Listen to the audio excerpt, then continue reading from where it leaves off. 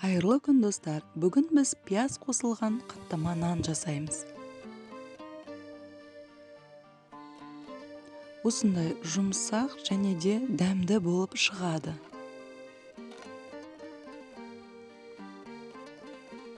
Ол үшін ең алдымен қамырын дайындап аламыз. Бізге жылы сүт, жылы су және де мұздай су қажет.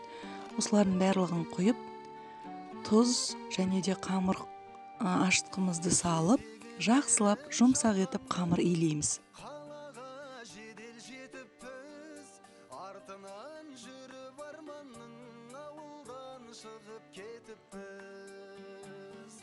Арайын төгіп аспаным, араласамдай жер-жерді, атозған ауылдастарым. Және де аз ғана май сасаңыздар да болады.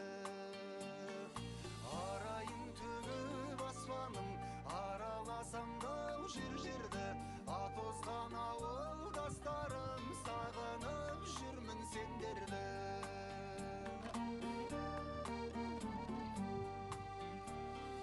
Қонатын көлдің бетіне, түнгі аспанның таусағындың, түнейтін соның шетіне, құрдастарым таусағынды.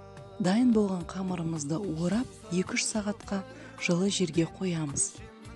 Енді ішіне салатын салмамызды дайындап аламыз. Ол үшін пиязды ұсақтап турап, жарты көз қылып, және де қауымызға қарай тұз, бұрыш саламыз. Енді ашыған қамырымызды бірнеше бөліктерге бөліп дайындаймыз. Қамырларымызды жаямыз және де арасына май жағып шығамыз.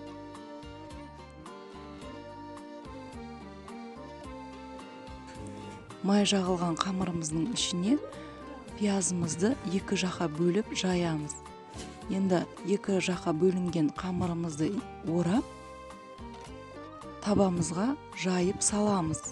Пышақпен немесе шанышқымен осылай арасын шұқып, бетіне жұмыртқа жағамыз. Қызып тұрған пеште өз пештеріңіздің қызуына қарай пісіріп алсаңыздар болады. Қызарғанша пісіреміз. Осылай піседі, қызарып көтеріліп піседі.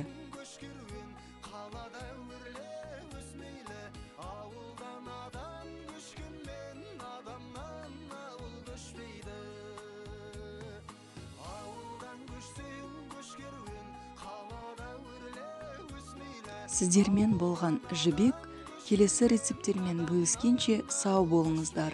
Ұнаса пікір қалдырып, лайк баса кетуді ұмытпаңыздар.